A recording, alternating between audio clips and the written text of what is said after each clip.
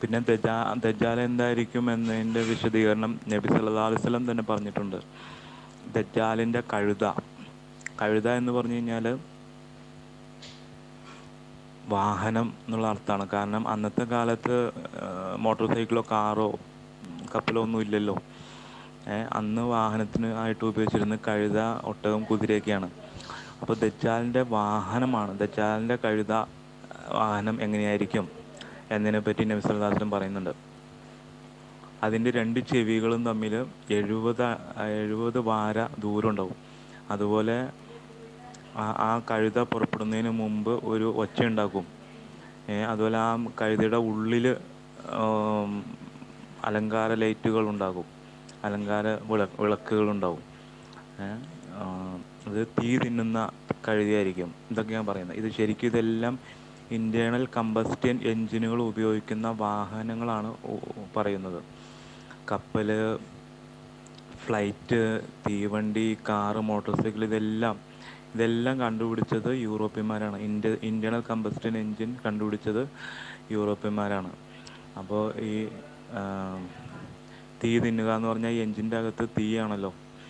അപ്പോൾ അതാണ്. അപ്പോൾ ഈ യാത്ര പുറപ്പെടുന്നതിന് മുമ്പ് അനൗൺസ്മെൻ്റ് ഉണ്ടാകും. എയറോപ്ലെയിൻ യാത്ര പുറപ്പെടുന്നതിന് മുമ്പ് അനൗൺസ്മെൻ്റ് ഉണ്ടാവും. അതുപോലെ ട്രെയിൻ യാത്ര പുറപ്പെടുന്നതിന് മുമ്പ് സൈറൺ ഉണ്ടാവും. പിന്നെ ട്രെയിനിൻ്റെയും ഫ്ലൈറ്റിൻ്റെയൊക്കെ അകത്ത് ലൈറ്റുകളുണ്ടാവും. ഇതെല്ലാം നബി സല്ലല്ലാഹു അലൈഹി വസല്ലം ആ കഴുതയുടെ ഇത് പറയുന്നതാണ്. അതുപോലെ ആ കഴുത ഒരു സ്ഥലത്ത് നിന്ന് ഒരു കാല് മശ്രിക്കിലാണെങ്കിലും മറ്റേ കാല് മഗ്രിബിലായിരിക്കും. അതായത് ഒരു കാല് ഈസ്റ്റിലാണെങ്കിൽ ഒരു കാല് വെസ്റ്റിലായിരിക്കും. അപ്പം അതായത് ഫ്ലൈറ്റ് ഈസ്റ്റിൽ നിന്ന് പൊങ്ങിക്കഴിഞ്ഞാൽ പിന്നെ വെസ്റ്റിലാണ് അത് ചെന്ന് കാല് കുത്തുന്നത്. അപ്പോൾ അതുപോലെ ഇരുമ്പ് പറക്കും എന്ന് പറഞ്ഞിട്ടുണ്ട്. അപ്പോൾ ഇതെല്ലാം ദജ്ജാലിൻ്റെ ഏത് കൗമിനെ പറ്റിയാണ് ഇത് പറഞ്ഞിരിക്കുന്നത് നമുക്ക് ചിന്തിച്ച് കഴിഞ്ഞാൽ മനസ്സിലാവും. ഇതെല്ലാം യൂറോപ്യൻ കൗമാണ്. അപ്പോൾ ഇതെല്ലാം എന്താണ് ദജ്ജാൽ എന്നുള്ളതിനെ പറ്റി നമുക്ക് കൃത്യമായ ഒരു വിവരണം നമുക്ക് ലഭിക്കുന്നുണ്ട് ഹദീസിലൂടെ.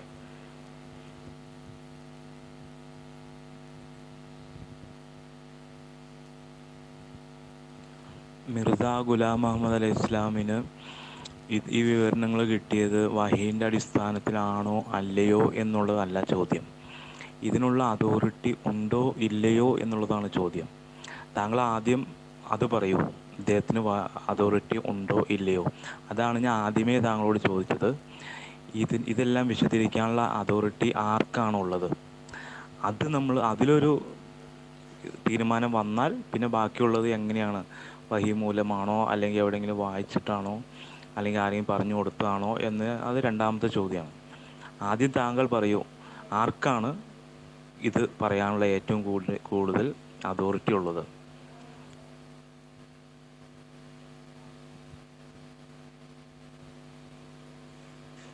നിങ്ങൾ ചോദ്യത്തിൽ നിന്നും തെന്നി മാറാതിരിക്കൂ. ചോദ്യം താങ്കൾ എന്താണ് ചോദിച്ചത്?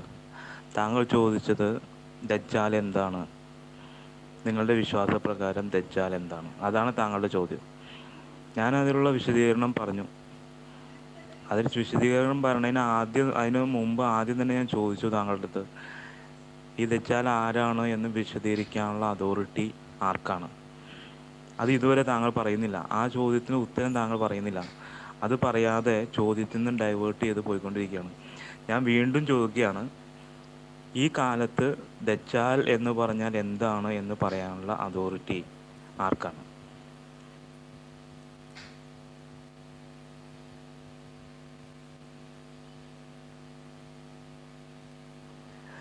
അള്ളാഹുവിനും മുഹമ്മദ് നബി സല്ലല്ലാഹു അലൈഹി വസല്ലത്തിനും അതോറിറ്റി ഉണ്ട്. ഓക്കെ, അത് ഞാൻ സമ്മതിച്ചു.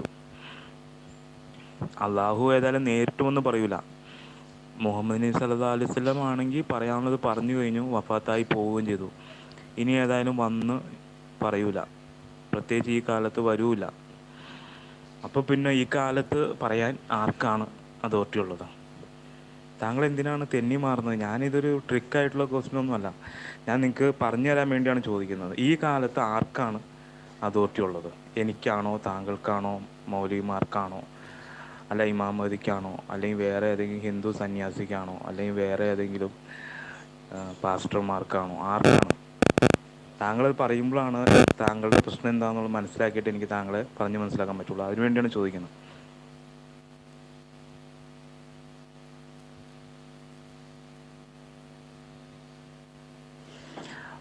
ഓക്കെ, പണ്ഡിതന്മാർ വിശദീകരിക്കട്ടെ, പറയട്ടെ. പക്ഷേ ഈ കൊല്ലാൻ വരുന്ന ആൾക്ക് തനിക്കും കൂടെ ബോധ്യപ്പെട്ടാലല്ലേ കൊല്ലാൻ പറ്റുള്ളൂ. കാരണം പണ്ഡിതന്മാർക്ക് പറഞ്ഞാൽ മതി, കൊല്ലണ ആൾക്കാണ് അതിൻ്റെ ഉത്തരവാദിത്വം.